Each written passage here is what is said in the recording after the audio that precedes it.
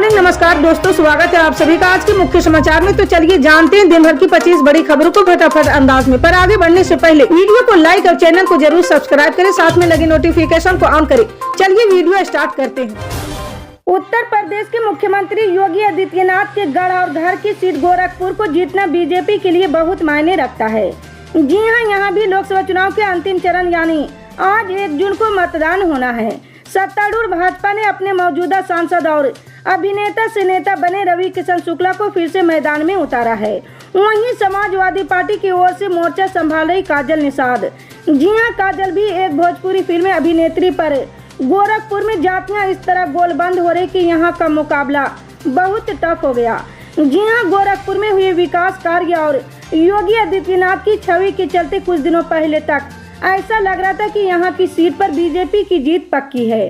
पर निषाद यादव और मुस्लिम एकता ने ऐसा रंग दिखाया कि राजनीतिक विश्लेषकों को अब आशंका की कहीं 2018 का इतिहास फिर से गोरखपुर में जनता दोहरा ना दे। जी हाँ, टाइम्स ऑफ इंडिया की एक रिपोर्ट बताती कि निर्वाचन क्षेत्र के 21 लाख मतदाताओं में यहाँ लगभग 9 लाख ओबीसी और 6 लाख उच्च जाति के मतदाता हैं, जिनमें से लगभग 3.5 लाख निषाद और 2.4 लाख यादव हैं।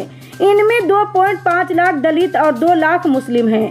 यही कारण है कि सपा की काजल निषाद अपनी बढ़त का दावा कर रही है। कांग्रेस के अध्यक्ष मल्लिकार्जुन खड़गे ने प्रधानमंत्री नरेंद्र मोदी पर निशाना साधते हुए कहा कि लोग इन्हें सत्ता से बाहर करेंगे। उन्होंने कहा कि लोकसभा चुनाव को लेकर अब तक हुई 6 चरण की वोटिंग से लगता है कि विपक्षी गठबंधन इंडिया की सरकार बनेगी। जी हां, मल्लिकार्जुन खड़गे ने दावा करते हुए कहा कि तेलंगाना, कर्नाटक, तमिलनाडु और केरल में कांग्रेस को बढ़त मिलेगी। वहीं राजस्थान और मध्य प्रदेश में भी हमारी सीटें बढ़ेगी। यूपी में हमारा गठबंधन सही कर रहा है।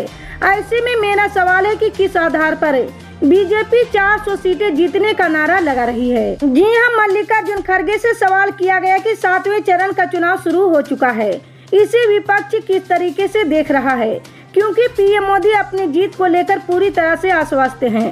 इसके जवाब में खड़गे ने कहा, वो कुछ भी कहे लेकिन लोगों ने तय कर लिया कि वो इनकी लीडरशिप को स्वीकार नहीं करना चाहते हैं। जी हां, उन्होंने आगे कहा कि इस चुनाव में महंगाई और बेरोजगारी ने बहुत बड़ा काम किया है। संविधान और लोकतंत्र भी लोगों के दिमाग में बैठ गया। ऐसे में उन्हें आंध्र प्रदेश में कुछ मिलेगा, लेकिन तेलंगाना और कर्नाटक में तो कांग्रेस को बढ़त मिलेगी। केरल और तमिलनाडु में भी कांग्रेस की बढ़त है। मध्य प्रदेश में भी कांग्रेस की सीट बढ़ेगी। यूपी में सपा के साथ मिलकर लड़ने से कांग्रेस की सीट बढ़ेगी। ऐसे में बीजेपी किस आधार पर कह रही कि एनडीए को 400 सीटें मिलेगी। आपको बता दें कि चुनाव आयोग ने प्रधानमंत्री कार्यालय को ये सुनिश्चित करने की सलाह दी है कि पीएम नरेंद्र मोदी की 2 दिनों तक चलने वाले 2 दिवसीय ध्यान के दौरान आदर्श आचार संहिता का उल्लंघन न हो। जी हां, चुनाव आयोग ने यह सलाह पीएमओ की ओर से बुधवार को ईसीआई को पीएम मोदी की योजना के बारे में सूचित किए जाने के बाद दी गई है। जी हां, दरअसल देश की विपक्षी पार्टी कांग्रेस ने चुनाव आयोग में शिकायत दर्ज कराई थी कि कन्याकुमारी में पीएम मोदी की मेडिटेशन के दौरान अवकाश शनिवार को लोकसभा चुनाव के 7वें चरण के मतदान के साथ होगा। जी हां, कांग्रेस का कहना है कि ये मतदान से पहले 48 घंटे की मौन अवधि और आदर्श आचार संहिता का उल्लंघन है। 2024 लोकसभा चुनाव में मुस्लिम आरक्षण का मुद्दा गरमाया हुआ है। जी हां, प्रधानमंत्री नरेंद्र मोदी ने खुद इस मुद्दे को उठाया है। उन्होंने पूर्व पीएम मनमोहन सिंह के 2006 में दिए एक बयान का जिक्र कर विपक्षी पार्टी कांग्रेस को घेरा है। पीएम मोदी ने चुनाव प्रचार के दौरान राजस्थान के बांसवाड़ा में एक रैली को संबोधित करते मनमोहन सिंह पर आरोप लगाया था कि उन्होंने प्रधानमंत्री रहते हुए कहा था कि देश के संसाधनों पर पहला अधिकार मुसलमानों का है। पीएम मोदी के उस कमेंट पर कांग्रेस ने सवाल खड़े किए थे। हालांकि मनमोहन सिंह ने इस पर 30 मई को चुप्पी तोड़ी है, वो भी तब जिस समय लोकसभा चुनाव के फाइनल राउंड की वोटिंग होने जा रही। जी हां, पूर्व पीएम मनमोहन सिंह ने पूरे मामले पर एक तरफ से सफाई दी है। उन्होंने कहा कि मैंने अपने जीवन में कभी भी एक समुदाय को दूसरे से अलग नहीं किया है। जी हां, मनमोहन सिंह ने ये बात लोकसभा चुनाव में आखिरी फेज की वोटिंग से ठीक पहले कही है। उन्होंने 30 मई को एक लेटर जारी किया। इसमें उन्होंने आरोप लगाया कि नरेंद्र मोदी पहले ऐसे प्रधानमंत्री जिन्होंने सार्वजनिक संवाद और प्रधानमंत्री प्रधानमंत्री पद की गंभीरता को कम किया है। अतीत में किसी भी प्रधानमंत्री ने समाज के किसी विशेष वर्ग या विपक्ष को निशाना बनाने के लिए ऐसे घृणित असंसदीय शब्दों का इस्तेमाल नहीं किया है। मनमोहन सिंह ने कहा कि चुनाव प्रचार के दौरान पीएम मोदी ने सर्वाधिक नफरत फैलाने वाले द्वेषपूर्ण भाषण दिए जो पूरी तरह विभाजनकारी प्रकृति के हैं।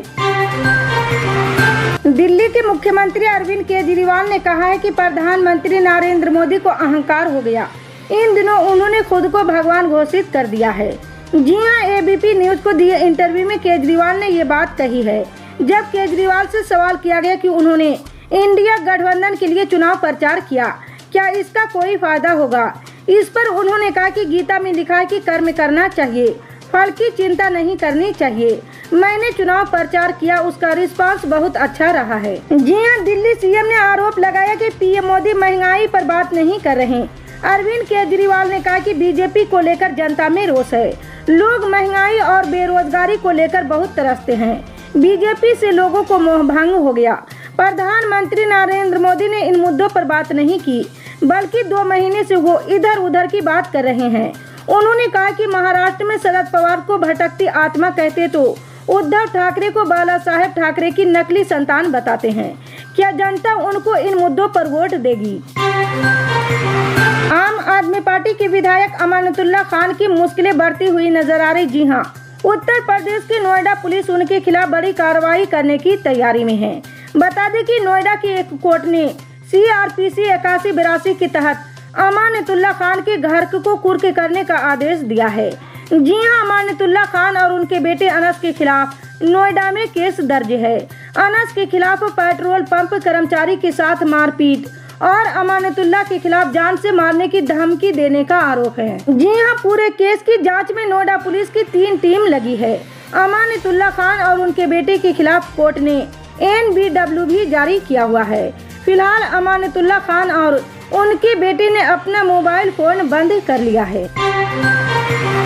दिल्ली के मुख्यमंत्री अरविंद केजरीवाल की 21 दिन की जमानत आज खत्म हो गई। जी हां, इससे पहले उन्होंने शुक्रवार को वीडियो जारी कर केंद्र सरकार और जेल अधिकारियों पर खुद को प्रताड़ित करने का आरोप लगाए हैं। जी हां, दरअसल शराब नीति घोटाले और मनी लॉन्ड्रिंग के आरोपों को लेकर ईडी ने केजरीवाल को 21 मार्च को गिरफ्तार किया था। 10 मई को सुप्रीम कोर्ट ने उन्हें अंतरिम जमानत दी थी। उन्हें 2 जून को तिहाड़ जेल में सरेंडर करने को कहा गया है। दिल्ली, यूपी, MP, राजस्थान, बिहार चारों तरफ भीषण गर्मी से हाहाकार मचा हुआ है। देश के अधिकांश राज्य इस वक्त प्रचंड गर्मी की चपेट में हैं। जी हां, केरल में मानसून दस्तक दे चुका है। धीरे धीरे ये अन्य राज्यों में पहुंचेगा। कल दिल्ली में आंधी बारिश के कारण मौसम सुहाना हो गया था, लेकिन आज फिर तापमान में कमी देखने को नहीं मिली है। जी हां, यूपी, बिहार, राजस्थान और ओडिशा में 50 से अधिक लोगों की जान जा चुकी है। दिल्ली की मुंगेशपुरी का जब तापमान 52.9 डिग्री पहुंच गया तो IMD को भी विश्वास नहीं हुआ है। आनन फानन में जांच के आदेश दिए गए, लेकिन महाराष्ट्र के नागपुर में तापमान ने तो सारे रिकॉर्ड तोड़ डाले हैं। जी हां, गुरुवार को यहां तापमान 56 डिग्री सेल्सियस रिकॉर्ड किया गया। IMD की माने तो नागपुर आग की भट्टी बन गई है। उत्तर भारत समेत देश के कई राज्य भीषण गर्मी से जूझ रहा। कई जगह तो पारा 50 डिग्री को भी पार कर चुका है। वहीं नॉर्थ ईस्ट में बारिश लोगों के लिए मुसीबत बनी हुई है।